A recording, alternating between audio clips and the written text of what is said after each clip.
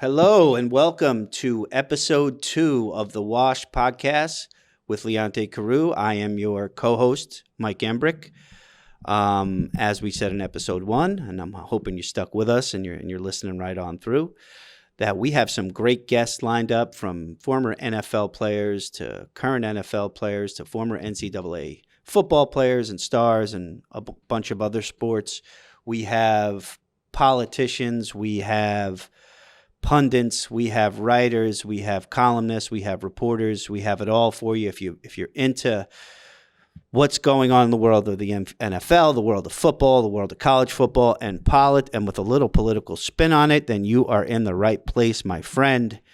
We are here to bring you the stories that matter, the stories you care about, and also maybe help you a little bit, transitioning. And that's kind of what the whole theme of this podcast is. How to go from nothing to something, how to lose it all and then gain it all back. And maybe you lose it again, but it's time to gain it all back. So today's theme, we wanted to talk a little bit about the NFL. We wanted to kind of dive into something that happened a few years back that was, well, not controversial for us because it was just a protest, but for some people was controversial, and that's when Colin Kaepernick decided that he was going to kneel during the national anthem. Now, as someone who is in the military, I can tell you, most people in the military will tell you that we joined the military and we defended democracy, so Colin Kaepernick could do that. I mean, there's no disrespect in taking a knee during the national anthem if you're protesting something that is protected by the First Amendment, by the way, that you believe in. And I wanted to talk to you about, so the thing about politics and the NFL is, and I'll probably say this many, many, many times during the course of this show, is everybody thinks they can do it better. Everybody has an opinion, but there's only a small amount of people who really know what's going on behind the scenes. And that is so incredibly true in the world of politics, which I like to call professional wrestling sometimes, and the world of sports. You're watching your favorite team, the coach makes a call, and you're like, oh, I would have ran a trap or a jet sweep, or gosh darn it, I would have ran the Statue of Liberty play, and the Giants would have won the Super Bowl. Live game quarterbacking. So, Leonte, can you tell us a little bit about, because you played during this era, correct? Yes. Can you tell us a little bit about what was going on in the league at that time? There are some very high-profile police cases like George Floyd.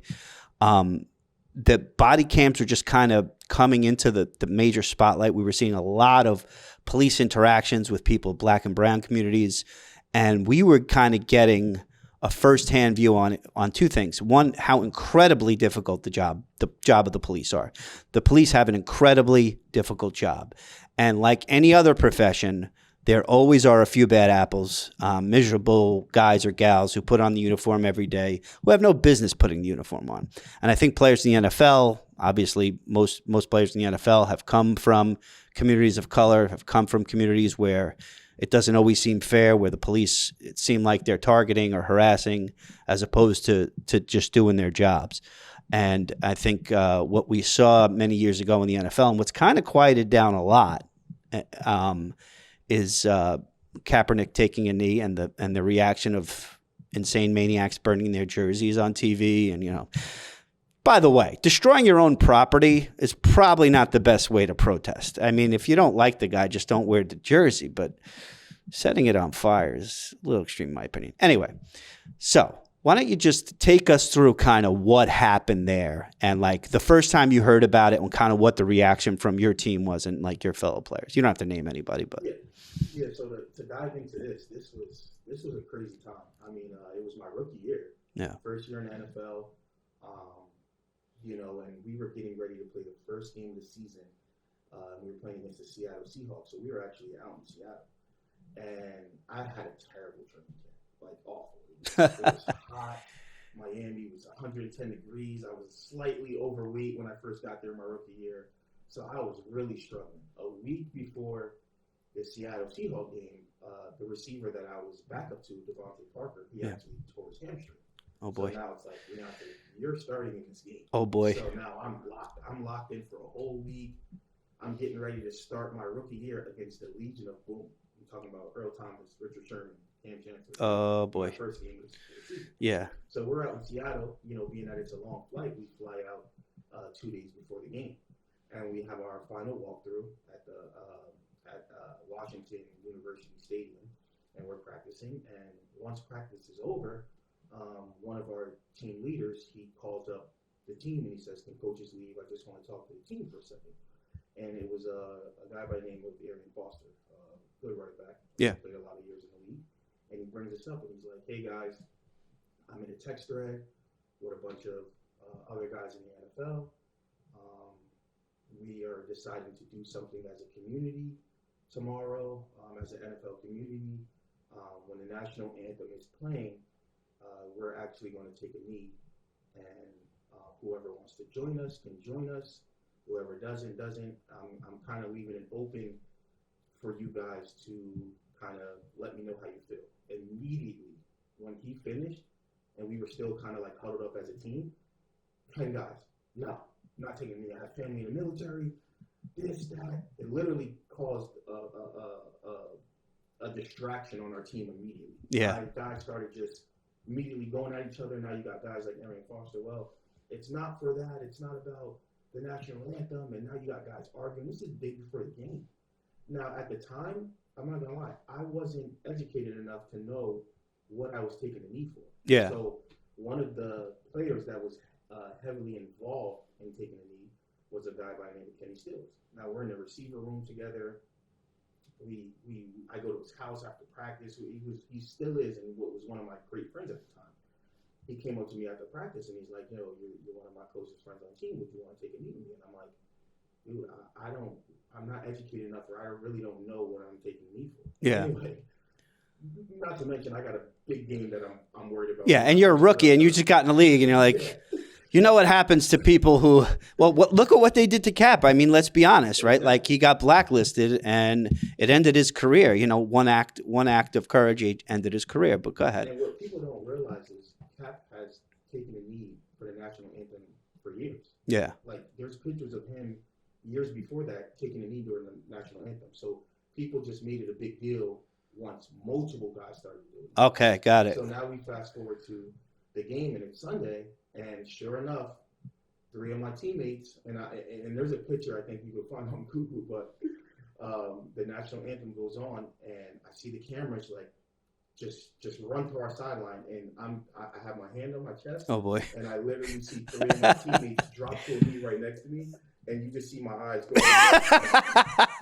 And I'm looking at them like, oh God, and the cameras just start flickering. Oh my gosh. And people just start going crazy, and that's when it was multiple teams. It was Dolphins, it was Seahawks, it was 49ers, it was whoever, and multiple teams. Now stay on your mic. Multiple teams just started taking knees, and it went wildfire after that. And then you can actually Google it. As the season kept going, Trump actually came out with a public statement of him saying, if the players take a knee on the field, it's going to be removing them from the NFL and all this stuff. And I actually have a picture that I want to show the audience of on my Instagram where I'm running out of the tunnel and I'm like smiling, and we actually won that game. And I wrote as my caption, "No president can take my smile away on game day." It was just funny, but it was a crazy time. And a lot of people, I know a lot of players that ended up getting blackballed from the NFL. Yeah. Weren't able to continue their career. And my great friend Kenny Stills is a heavy advocate in that world, and he still talks to people. He still has speeches where he expresses his feelings about the whole situation. So. Yeah, classic Trump to overstep his boundaries, which is the scariest thing about this guy, right? Imagine he could actually remove, like, he wants the Vladimir Putin power, right? Like, you disappoint our dear leader, and you get taken off the Olympic team or the Russian soccer team, whatever sports they have there. I don't know that the Russians are big into sports, but overstepping his boundaries, right? Like, First Amendment protected right. people like me who have gone overseas in the military have shed blood, sweat, and tears just so you can do that, not so you can't do that. America is a democracy, and we're a place that's based on freedom. And the most patriotic thing you can do is dissent. If you see something you don't like, you should protest it.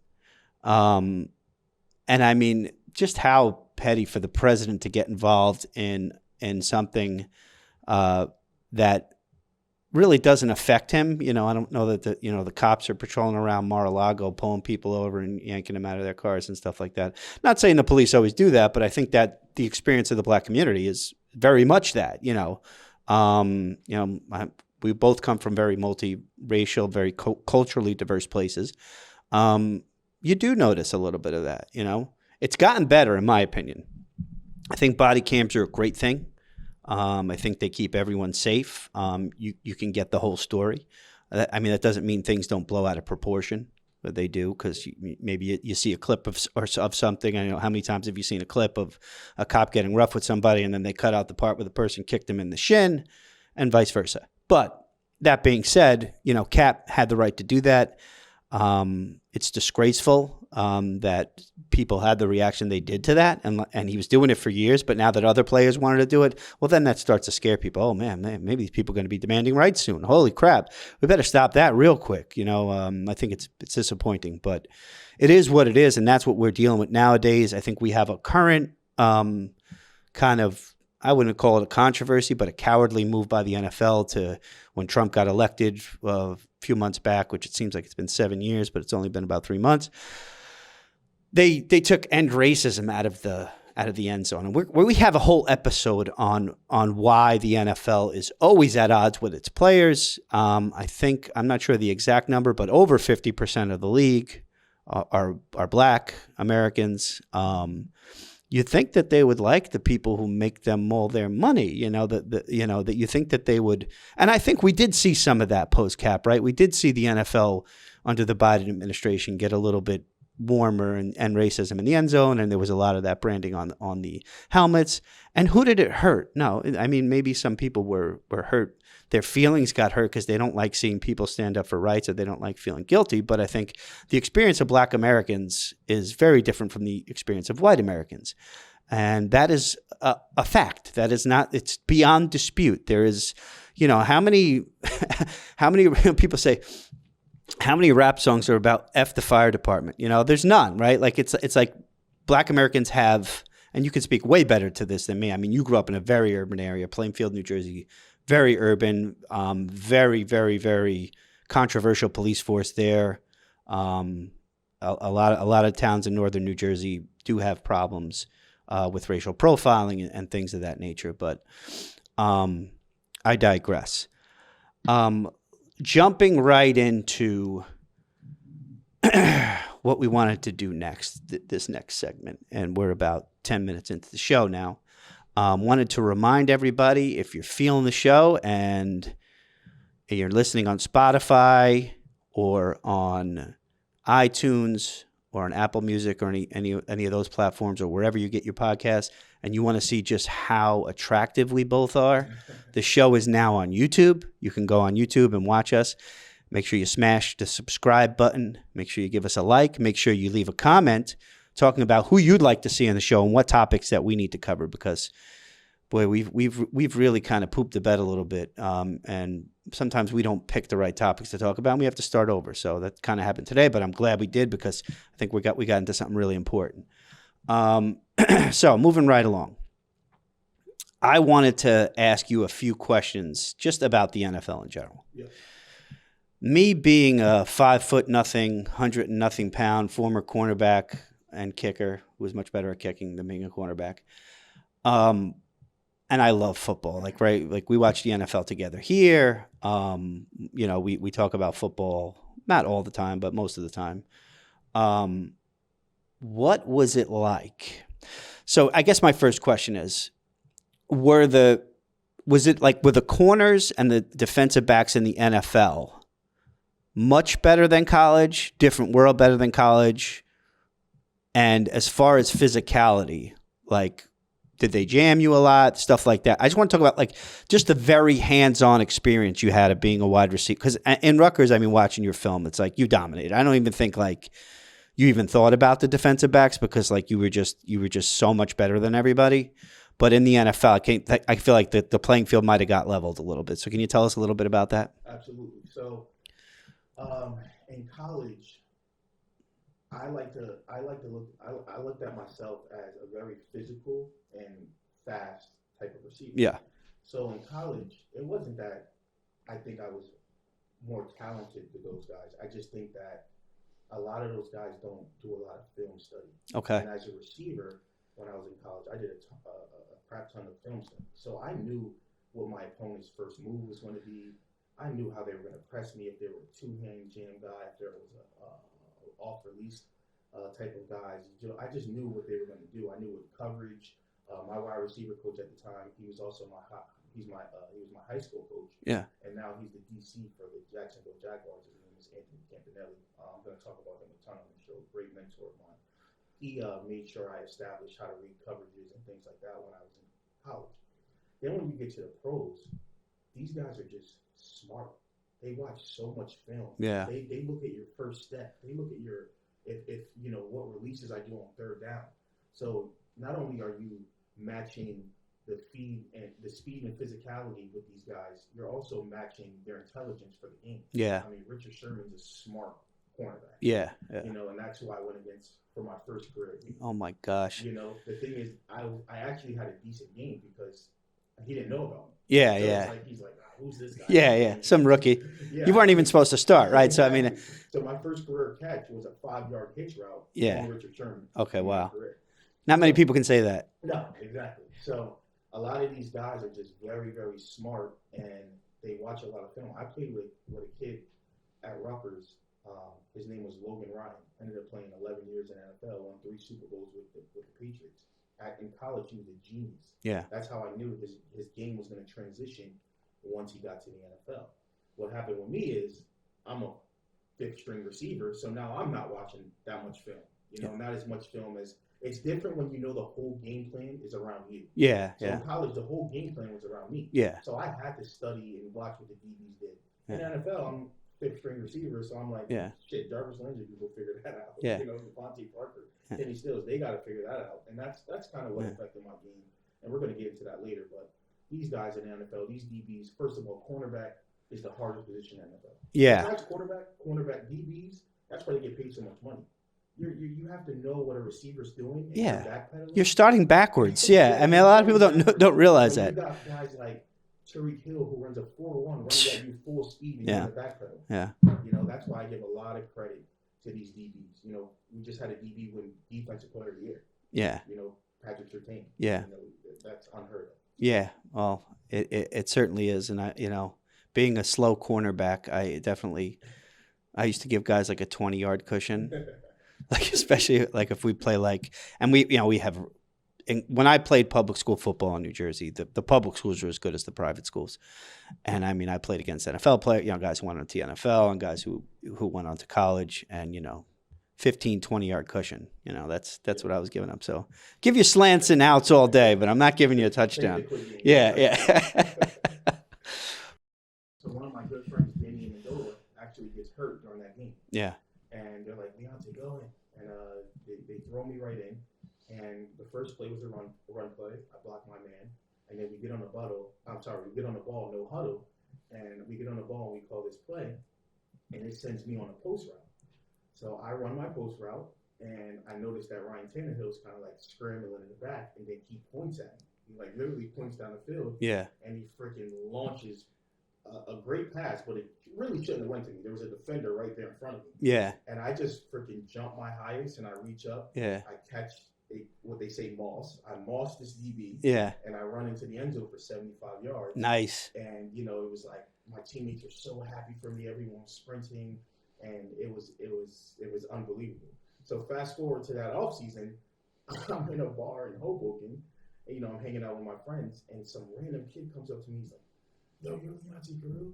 And I'm like, "Yeah." He's like, "Dude, I owe you drinks all night." I'm like, "Why?" He's like, I bet on you anytime touchdown before the game. You were like plus 10,000. Oh my God! And you scored 75 touchdown. He's like, you have whatever drinks you want tonight on me. I owe you. And I was just like, that's a pretty cool story. And this, my friends, is why they don't let players bet. So if you ever wondered why, poor Pete Rose, rest in peace. But this is why they don't let players bet. Okay, so my next question is, I guess it has to do with Tannehill, and I think I've asked you this question before, but I think it's definitely worth talking about on film and on the podcast. So how was it adjusting as a wide receiver, like getting your timing down? Like, is that really important, or is that just kind of like something that the pundits say on ESPN? Like, how was that, like coming off the line, getting used to your quarterback, getting used to kind of the speed of the game, going from NCAA to the NFL? Can you talk a little bit about that? It's very important. Not to mention, my high school and college quarterback was the same guy. Okay. So I had the same quarterback for 8 years. Yeah. So me and him just had a connection like no other. Now you get to the NFL and, Ryan Tannehill has to get used to the way I run my routes. And, he's been with Jarvis Landry, Leonte and all these guys for the last 2 seasons. Now I'm the third-round pick coming in, and he's trying to build a relationship with me. He's trying to get my timing down pat. Those NFL quarterbacks have like a no-nonsense BS like type of swagger to them. Yeah. You run the wrong route by an inch, he's calling you out. He's ripping you a new A-hole. Yeah. So it's like when I first got there, I was struggling a little bit. NFL playbook, adjustments, things like that. And Ryan Tannehill was ripping me. Like, Carroo, everyone called me Carroo. Carroo, get your ass. You got to be there. You got to be at 12, not 14, blah, blah, blah, blah. So it's really hard to adjust. Not to mention, he had a weird release. So I wasn't used to his velocity on the ball in the beginning. Like, it was like he threw with some force. Like, yeah, he looks like he throws with his wrist and his arm. Like, it's weird. He has this. He's a specimen. Yeah, he's like an Uncle Rico with a cannon. Yeah. Exactly. Yeah. That's a great way to put it. Yeah. He was 6'6", big quarterback, and when he let that thing go, he let it go. Yeah. So it was tough in the beginning for sure. Yeah. And then, we ended up he threw me all my touchdown passes actually in my NFL career. So. Wow. So, I mean, I guess a follow-up question would be, you said your quarterback in high school at Don Bosco and at Rutgers is the same quarterback. So do you think that, like, that because what people talk about when they talk about championship teams, especially like in the youth kind of high school kind of youth semi-pro, that a lot of teams are really good, especially like local programs, because people have played together for so long and they know what each other. Like I've had guys that I play basketball with for years. I know where they're going to be on the court. Like I have guys I played football with from Pop Warner to high school. Like I know, what their strengths are, what their weaknesses are. So I guess the question is, how important is that? And kind of, can you just walk us through like what kind of a difference it made, like from freshman year at Bosco to senior year at Rutgers, like just kind of that whole transition? And did your teams get better? Did they get worse, and why? So just to answer your question, Gary Noble was my quarterback. Yeah. He was my quarterback in high school. He was my quarterback in college. And we had games where the game was on the line at Bosco, at Rutgers, and he could just give me a look. Like, literally just look to the right, see me out there, and I just knew he was throwing the ball. Yeah. I just knew he was launching it, and it was coming my way. The connection was so special. I don't think I would have had 29 career touchdowns in college if it wasn't really for Gary. Because when in doubt, he was just throwing me the ball. Yeah. Whether I was open or not, we just had that connection. And it's the same reason why a guy like Joe Burrow and Jamar Chase had the connection that they have. Yeah. They've been playing together since college. You're throwing comeback routes, and the guy's not even open yet. You just know. You know where he's going to be, yeah. And then my senior year, and we're going to talk about this family on this show a bunch, but the Yankovic family who adopted me in high school, their son was my quarterback. So I lived with him in the house. Okay. So his senior year and my senior year, he was actually my quarterback because Gary had left and went to Rutgers, and then I came the year after. And me and Mike just had a connection like no other as well because we lived together. Yeah, so it's like the connection in the house is the same connection on the field as well. Yeah. It's just like when you're so close with a guy, and you can relate to them, and you just know his every move and his every step and the way he acts and the way he walks and the way he talks, it's going to show on the field as well. Got it. And, I think that's a good reminder, the kind of the stuff that we're going to talk. If you're interested in this kind of stuff, we're going to get down on the ground level of football. Obviously, we're both former football players. We're both students of the game. But if you're interested in this kind of stuff, please subscribe to us. Make sure you have us in all your podcast apps, your Spotify, your iTunes, your Apple Music, that kind of thing. So we can keep bringing you this very, very, very entertaining content. So moving along, I guess my question for you would be, do you have any questions for me about the military of politics? Let's flip it. Absolutely. I have, by the way, guys, these are just silly questions, like that. I just wanted to, because a lot of NFL guys don't know. So these are questions that I've always wanted to ask a politician or someone who's ever been to the White House. Yeah, you and 99% of the people out there. So I got a couple questions as well. Yeah, just talking to your mic. Yeah. How accurate are the SEAL team videos on YouTube? Do you guys actually not sleep during Hell Week? I wasn't a Navy SEAL, but I do have a few friends who were, and maybe we'll get one of them on the show, and I think that would be an interesting show and an interesting question for you to ask them. From what I heard, and I've read some Navy SEAL books, so from what I know is from reading books about it. Apparently, it's I guess the saying in the SEALs is, today was the easiest day because tomorrow's going to be harder. I think it's pretty bad. I think that most NFL athletes wouldn't make it. I think it takes a very first of all, you have to be an elite athlete just to begin with, right? Like if you're somebody who's injury prone, good friend of mine we went to boot camp together. I went on to my ship to do what I thought would be very sane things. He went to the SEALs to do very insane things. And about a year later, he showed up on my ship. They have this one drill they do where they have to carry a boat. It's this kind of semi-inflatable raft. I'm sure you've seen them. They're in all the Navy SEAL commercials, where you carry a boat. They call them boat races. And you're basically just like racing the other. I guess they break down the SEAL class into teams. And they're racing each other. One of those boats, and these are like 5 guys or maybe 4 or 5 guys holding up a 1,000-pound raft or an 800-pound raft, whatever it is, fell on him. So that's it. He was done. He got sent back to the fleet.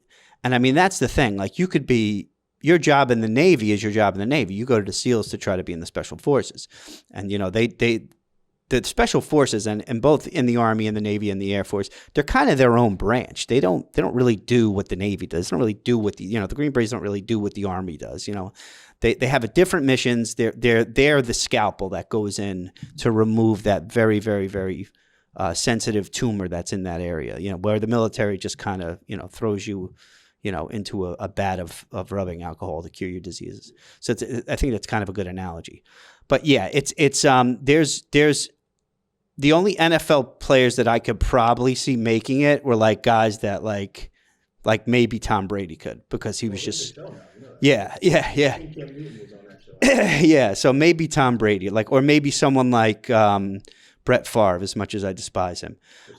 Yeah, like that mental. It's you have to be the athlete, but also mentally tough. Like you're not you're going to break a finger and still go into the game. You're gonna go sleep deprived. You're gonna do things like that. But I will tell you, my Navy SEAL friend would be a much better person to ask that question to, because he has the actual real experience, and we'll get one of them on here for you. So. And then my next question is, does the president actually sleep in the White House like every night? Because this is how I look at it. Yeah. You're there for 4 or 8 years, depending, right? Yeah. And it's like, do you sleep in the same, are you in the same room that Biden was just in? Is Trump in the same, is it the same bed? You want to know if they're hot racking? What is the situation with that? So by the way, hot racking, for those of you who don't know, it's like how sailors sleep on a submarine. They call it hot racking because they have to share a bed. So someone sleeps in a bed for 12 hours and then they go to work, and then someone else goes into the bed and they get in. It's still warm from the last person, so they call it hot racking. Totally gross. Thank God I wasn't on a submarine. But sorry, no offense to you submariners out there. I think it depends. I think when presidents were poor, And like that was like, oh crap, I'm moving into a mansion. They definitely did. Yeah. I think now, not so much. I know Joe Biden spent a lot of time in Delaware, which is really close to Washington. Yeah. I would imagine that Trump probably doesn't live at the White House. He probably lives in Mar-a-Lago or here in New Jersey at his Bedminster Golf Club. I think I've been to the White House a few times. It's more of a museum now than it is actually a place to live. Okay. The governor's in New Jersey. I can't think of the last one who's lived in the governor's mansion in New Jersey, but it used to be a perk of the job. So historically it was like, oh, you lived in a shack and now you're going to live in a mansion. You're going to be part of this tradition of people who live in this mansion and get their portrait up on the wall. So I'd go with no, probably not for them. I'm sure some days if like he's got like the president has something in Washington early the next morning or like late that night, I would imagine they're either traveling or they're at home. Yeah. And then my final question is, what is your opinion on why there is such a difference between urban areas and suburban areas? All right, well, get my Pulitzer Prize ready because if I saw that today, it's going to be someday. But I guess the long short of it is, and I'm going to go right into the heart of the question. Do you want to know why black people live in the hood and like white people live in the suburbs? You could just say that, yeah. I mean, we don't really have to hide that here. I think we're comfortable enough with each other where we if we'd say it off camera, we should probably be able to say it on camera. Well, I think first of all, that's a very complicated question, right? For the most part, it has to do with the deindustrial revolution, where blacks after slavery and during slavery, where blacks have always left the South because of slavery, and then after slavery because of Jim Crow, and just how, and not to say that the cities are any better historically, but it was much better than growing up in post-Civil War Alabama or Jim Crow Mississippi.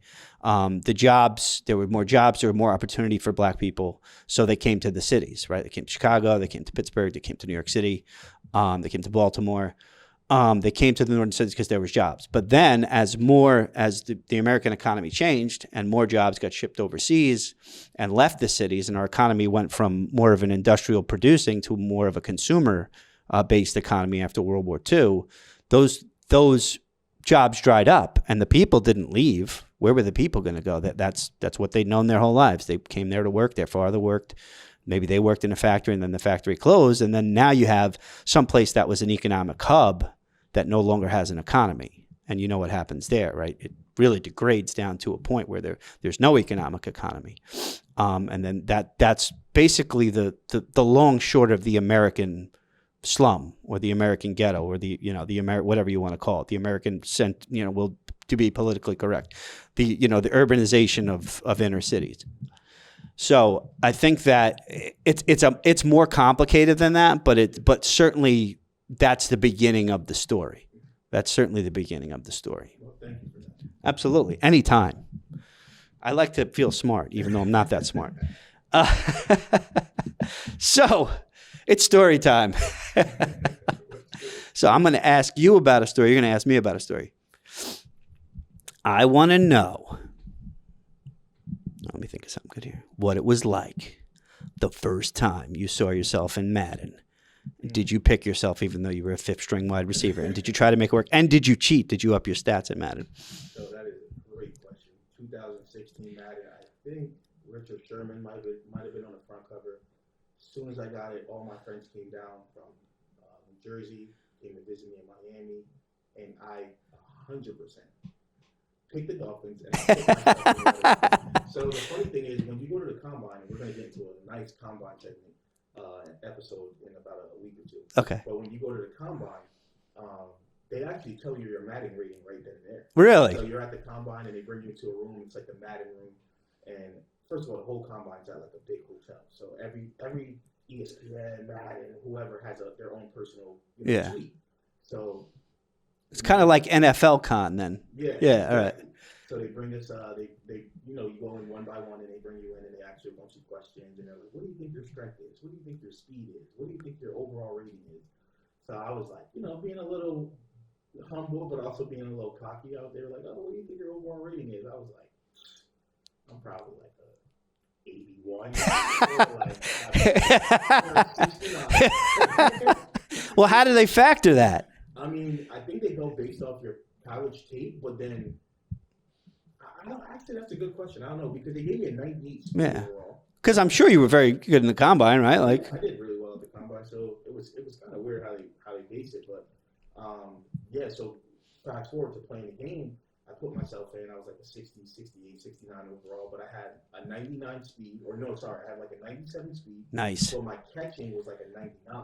Whoa. Because I only dropped 2 passes my whole college. Really? Yeah, I only had I didn't know that. Actually, what happened? Oh, I mean, now we got to get into that, right? Like, there's got to be an excuse for that. There's a funny article that someone did when I came out for the combine. It said Carroo has had more offensive coordinators than career drops. That is an impressive stat, my friend. We should lead with that next time.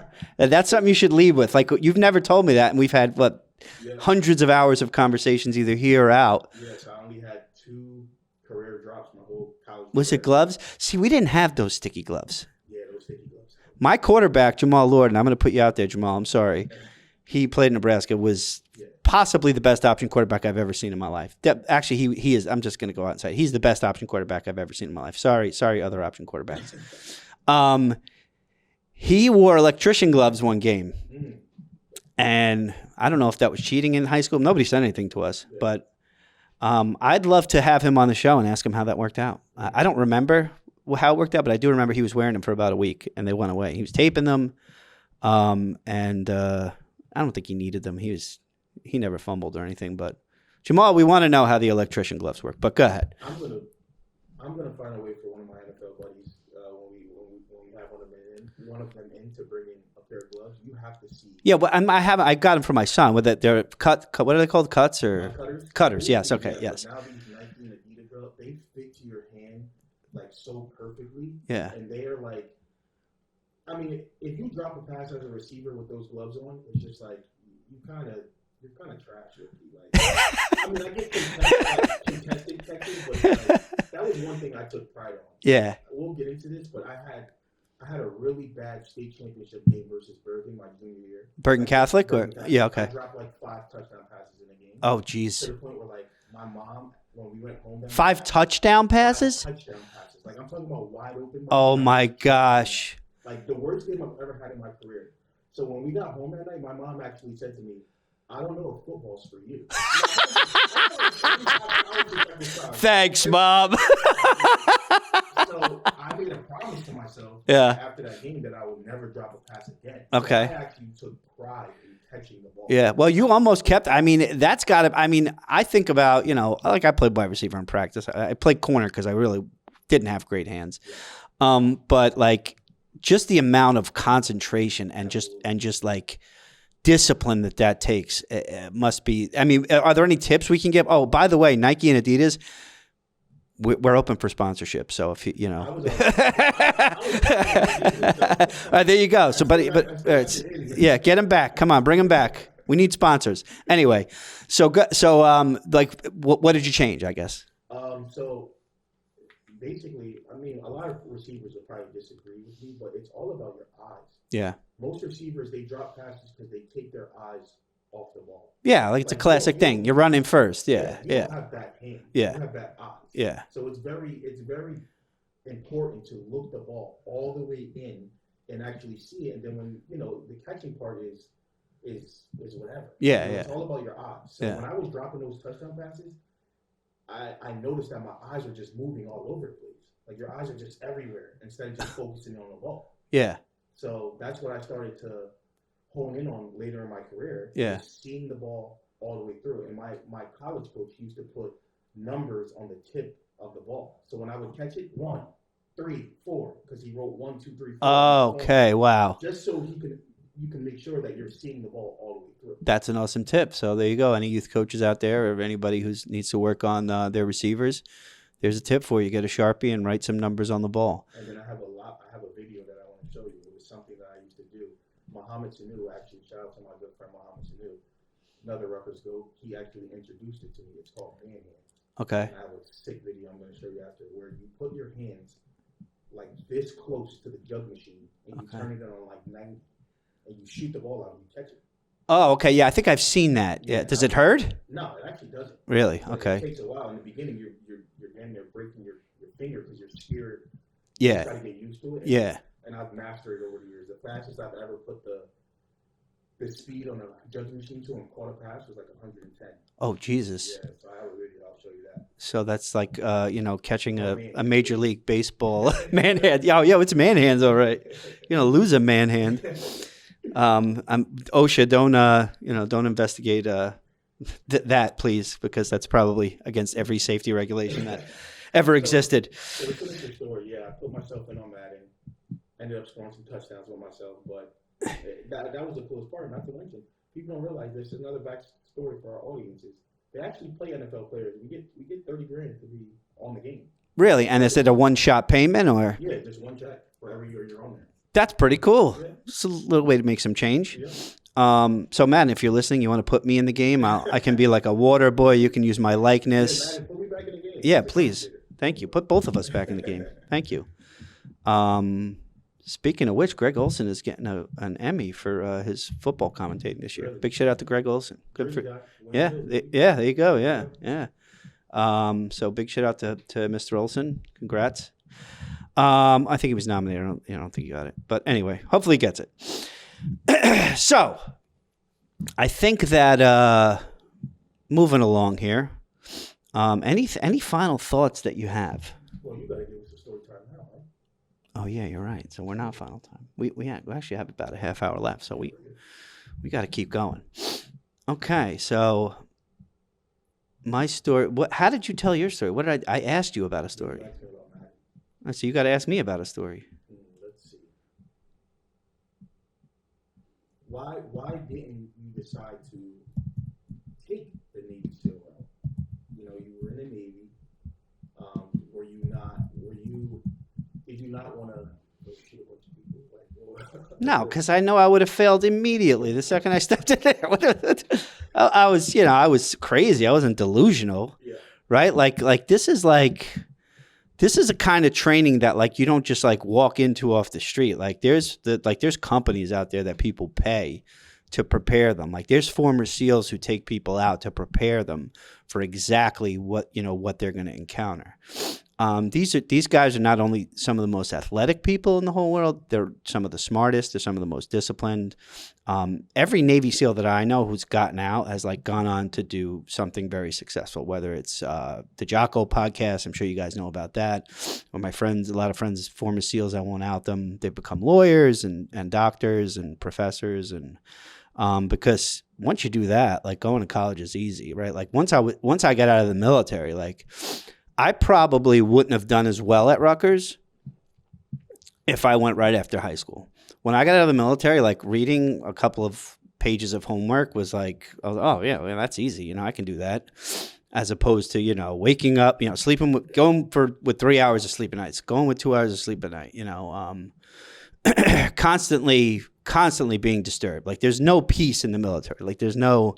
That's why they say in the military, you could fall asleep anywhere, literally, because you're so tired all the time, you could fall asleep anywhere. And that's actually traveled with me I could sleep through anything.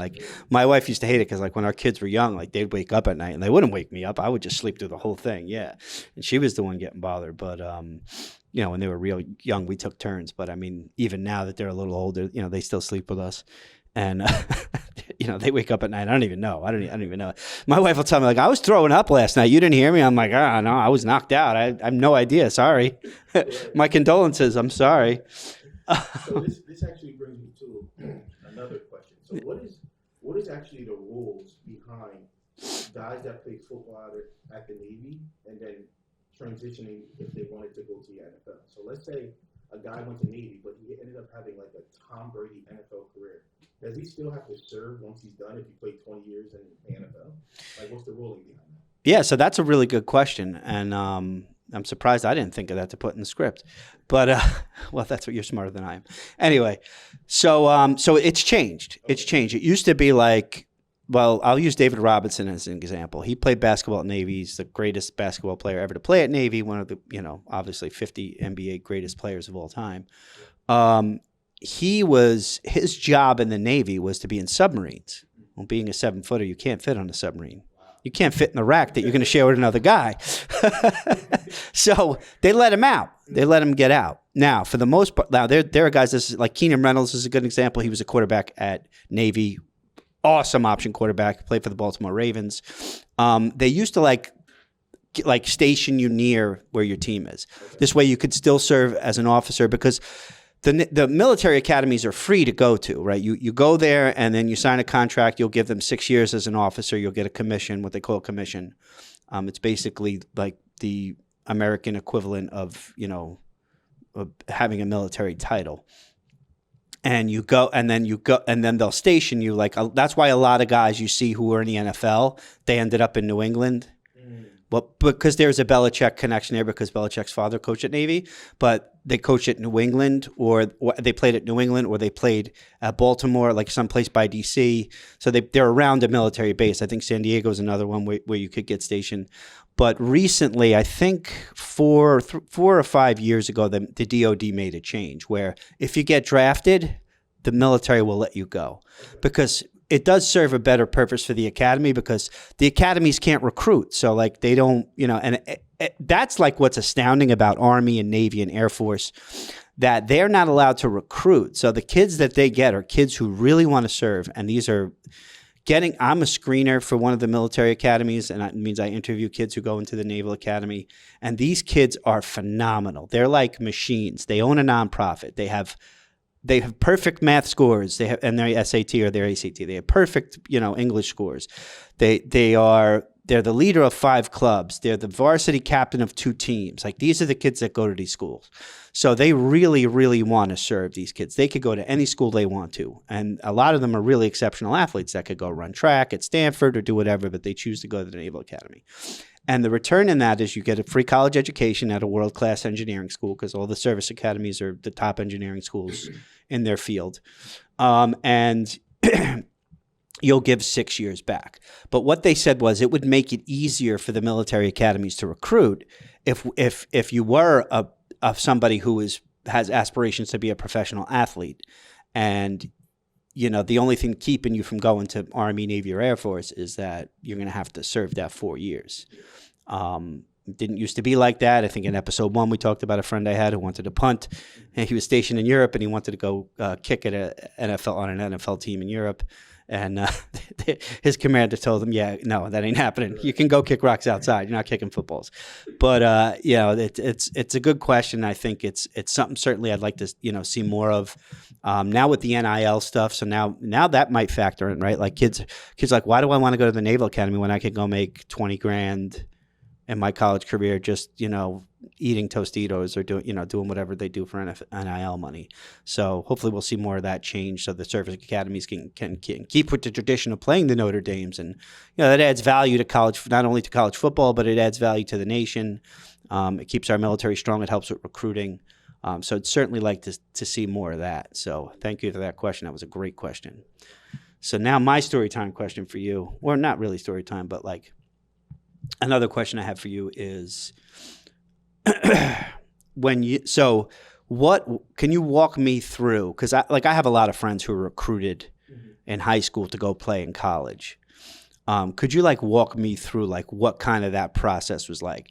Right, I know at Don Bosco you were a stud, so I think you mentioned you had 25 offers or whatever. Can you walk us through some of your favorite offers and why you decided to go to Rutgers? Yeah, it's a very good question, Mike. So like I said before, guys, we're going to get into the whole how I ended up at Don Bosco. We're going to get into how I ended up getting adopted by the Yankovic family and living with them for 4 years while I attended Don Bosco.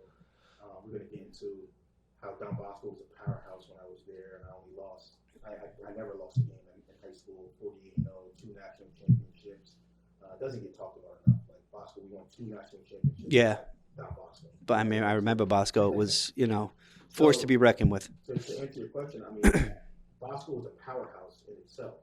The offers came because I was really talented, but they were also coming to see a lot of my team. Yeah. And I played with Darius Hamilton, who was Keith Hamilton's son. He played for the Giants for 12 years. Yeah.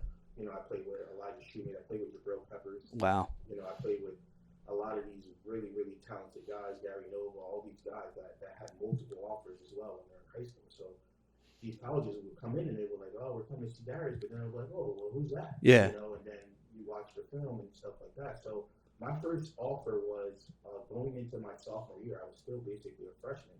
And every single year at Bosco, we would take a trip to Boston College and we would stay there for a week and we would attend their camp with like 90 other high schools in America. And I literally like put myself on the map. Yeah.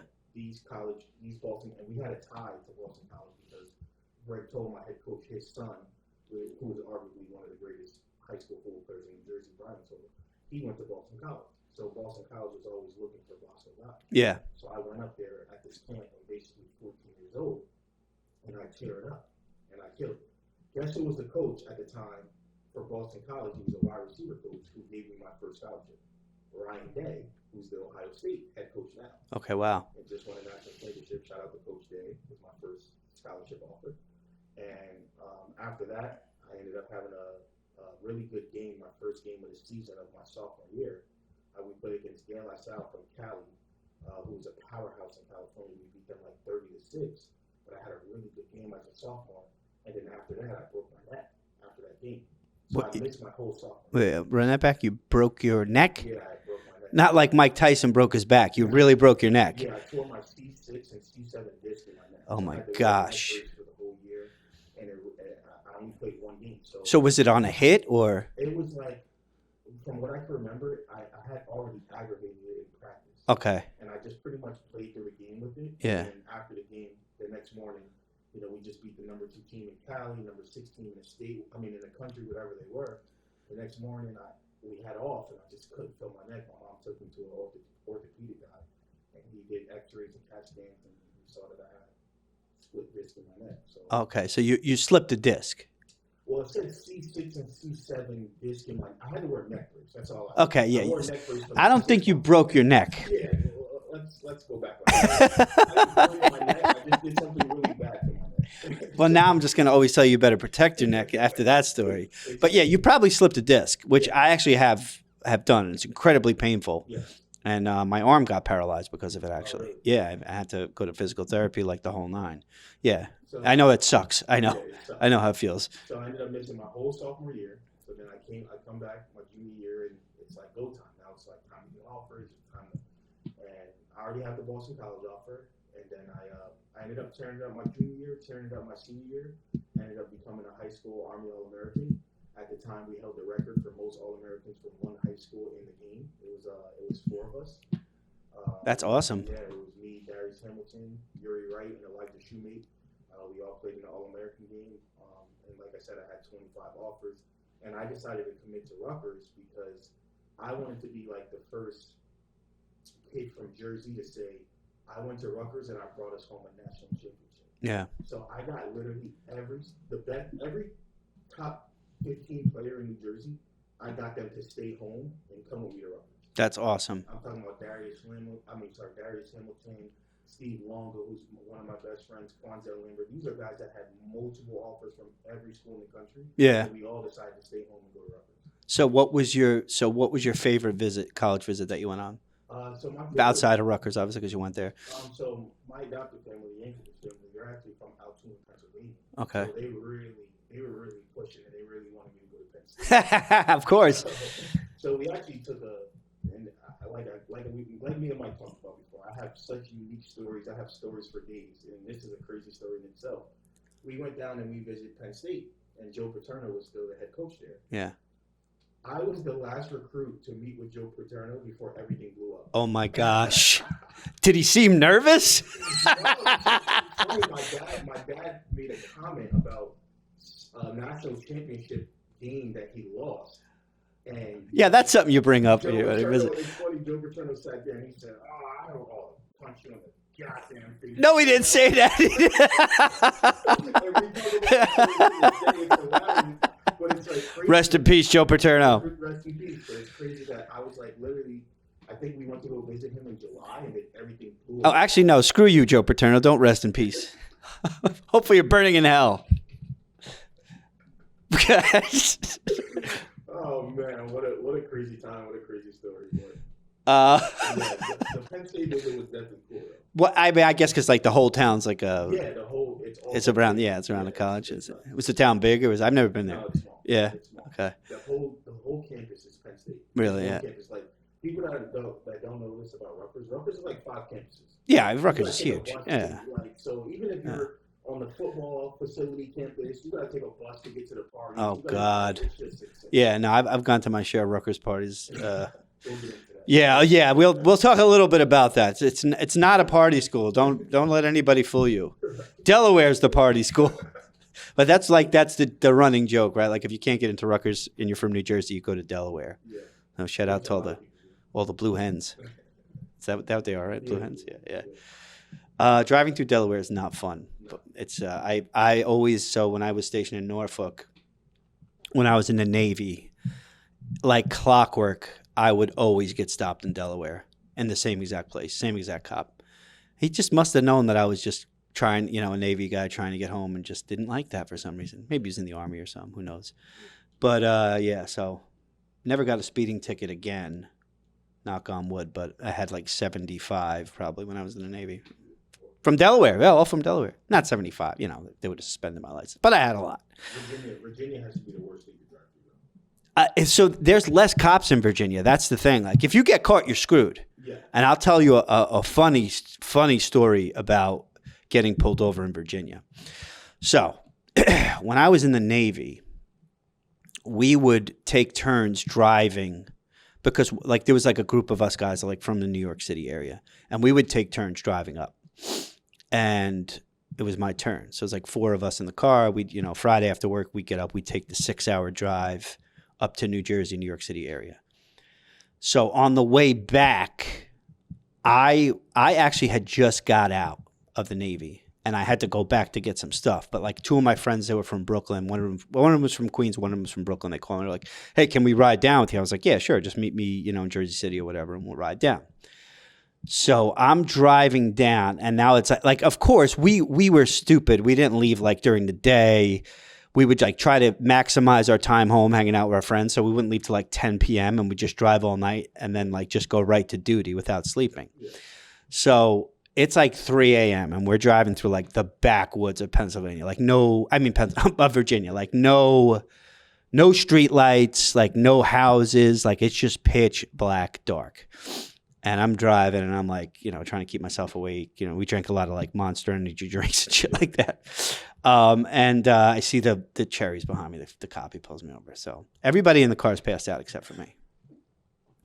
So the cop walks up to and he's like got a real Southern drawl. And he looks inside, he's flashing the flashlight and he says, boy, you better show me something with your picture on it.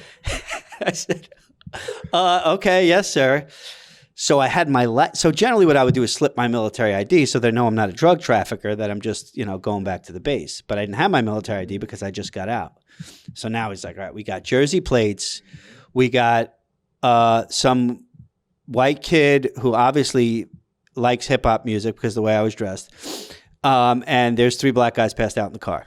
So this cop's like, oh boy, I finally got one of you Yankees now. So he pulls me out of the car. He makes me pop the trunk. Everybody's bags are back there. So now everybody in the car is waking up. And he's like, where are you going, boy? And I'm like, I'm going to Norfolk. I'm transitioning out of the military. He's like, mm-hmm. So he like calls for backup. Like, I guess his like partner was like 30 miles away because we're in the middle of nowhere in Virginia.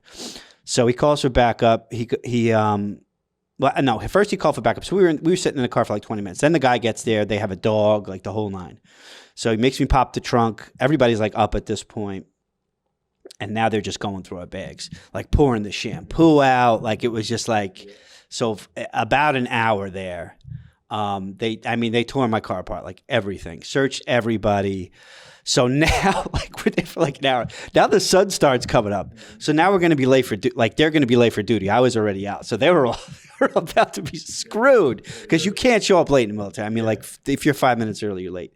So I'm like, all right. I'm like, come, can we just go? Like, the cop is searching us. Like, you could tell they were pissed. They wasted all that time, like, tearing the car apart. There was nothing in it. So he was like, get out of here. Like, they let us off with a warning. Like, through, like, the interim of him tearing apart my car, he discovered that everybody else was in the military. So they kind of let us go. Like, now I'm, like, racing back to the ship. Like driving, like, 70, 80 miles an hour because I got to get them back for duty because they're all going to be screwed. And I go over the Chesapeake Bay Bridge, which is kind of like the bridge that connects like Northern Virginia and Southern Virginia. So you don't have to go all the way. Oh my God. So you don't have to go all the way around. I have crazy stories about that bridge. I actually, yeah, I'll tell you a different story about it when I drove over that bridge during a hurricane, and that's a different story. But yeah, so this time I'm driving over the bridge, and as soon as I get off the bridge, whoop, whoop, get pulled over again by a Norfolk cop or by a, whatever town that is. It's one of the 7 cities there.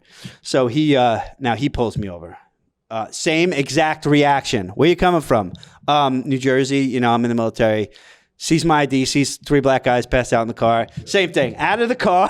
Yes. Pop the trunk, calls her back up. Another cop, another dog. Needless to say, nobody got to duty on time that day. And that is the worst pullover story I ever had in Virginia. My only 2 times I ever got pulled over there, I think, though. Most of them were in Delaware. So, yeah. So don't drive in Virginia.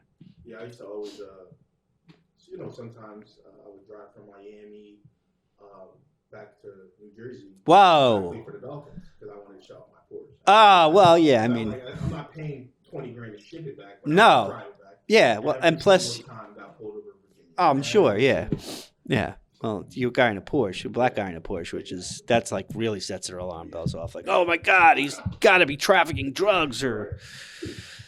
Oh boy, I digress.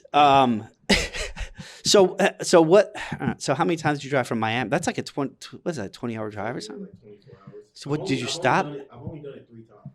Well, you only want to show your Porsche off 3 times. Well, I've done it every offseason. Oh, okay. Oh, all right. Oh. One time I did it with a pit bull, just me and my pit bull.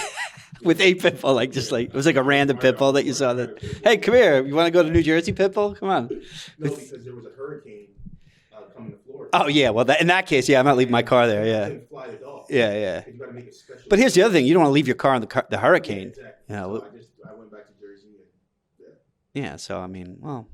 I used to stop in North Carolina. My midway point. What'd you have? What kind of Porsche you have? I had a Porsche Macan. And which one's that? I don't know. I've only had Subarus. Like yeah. Oh, okay. All right. The truck. Yeah. I had a Porsche Cayenne. I've had a Porsche. My first car was a Porsche when I got drafted. Do you like Porsches? I do. What do you like about them? Like, Porsche, are you listening? They're like a spaceship on wheels. Yeah, and it's the smoothest car in the world. Would you say you became a king when you got into a Porsche? Yeah, I felt like one. Yeah, for sure. Like you're the king of your kingdom. Yes, for sure. They are, in my opinion, the best car in the world. And how smooth is the ride? I'm really laying it on now. Super smooth. Smoother than a Cadillac, you'd say? We'll get in one day. Yeah, no, I'd like to. I actually like to. Actually, I'm kind of front. I said I've had only Subarus, but when I was a young, wild college boy, actually, no, I was out of college. I just graduated. I had my first real job in politics where I was like making over $50,000 a year. Yeah. I bought myself a nice little Audi TT, and it was a 6-speed, and I got to tell you, that car moved. Yeah. That car moved. So we'll take sponsorships from Audi or Porsche. We both are big fans of your cars, so if you want to sponsor us. Speaking of which, if you're listening to this is the Wash Podcast with Leonte Carroo. I'm your co-host, Mike Embrich, and we are about 40 minutes into our show. And if you really like what you see or like what you're hearing on Spotify or iTunes, please find us on YouTube, search the Washed Podcast. Click subscribe, leave a comment on what kind of political or NFL or football or whatever, anybody you want to see. We'll take anybody. We'll take anyone. We'll take scientists. We'll take zoologists. What, zoo people? Is that what they're called? Yeah, we'll take anybody. We'll take anybody on the show. If you're a zoo person, if you work in politics, we'll take you. So leave a comment, subscribe, like, share, please. It does. It's tremendous for us getting us out there. It's very helpful.